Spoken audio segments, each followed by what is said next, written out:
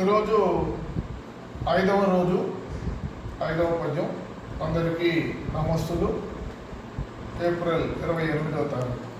ఈరోజు అకారాధిక్రమంలో ఈతో మొదలయ్యేటటువంటి పద్యాన్ని నేర్చుకున్నాం.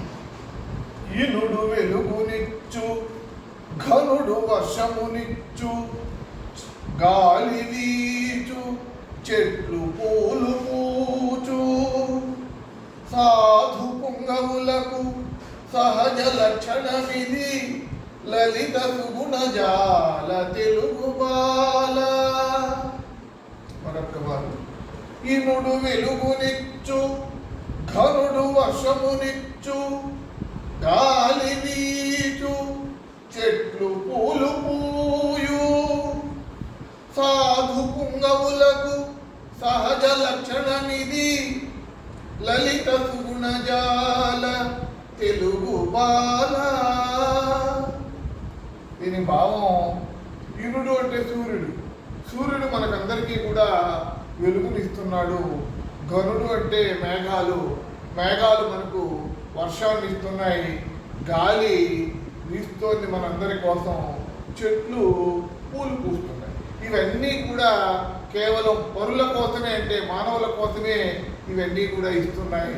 అది సాధు పొంగవులకు, అంటే మంచి వాళ్లకు సహజమైనటువంటి లక్షణం పరోపకారం చేయటము అని చెప్పి శతకర్త తెలియజేస్తుంది. అంటే మనం ఇతరుల కోసం, పరోపకారార్థం ఇదం శరీరం అంటారు. అంటే ఇతరుల కోసం ఏదైనా చెయ్యాలి అని వీళ్ళందరినీ స్ఫూర్తిగా తీసుకోవాలి. అంటే సూర్యుడిని, మేఘాన్ని, గాలిని, చెట్లను ఆదర్శంగా తీసుకొని మనం కూడా ఇతరులకు సహాయపడాలి అని తెలియజేస్తుంది పద్ధతి. ఇప్పుడు నేను చెప్తాను, మీరు అనుసరించి చెప్పండి. ఈనుడు వెలుగునిచ్చు, ఘనుడు వర్షమునిచ్చు, గాలి వీచు,